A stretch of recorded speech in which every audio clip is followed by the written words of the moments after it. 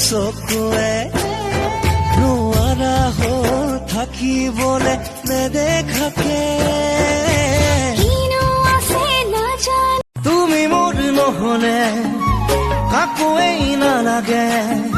সাতু জনমলে ৰৈ থাকিম তোমালে নাজি কলা তুমি জীৱন বলিয়া হলো তোৰ মৰমতে সকলো পাহৰি যাওঁ তোৰ লগতে কোনেনো সজিলে তোক সেই ৰূপেৰে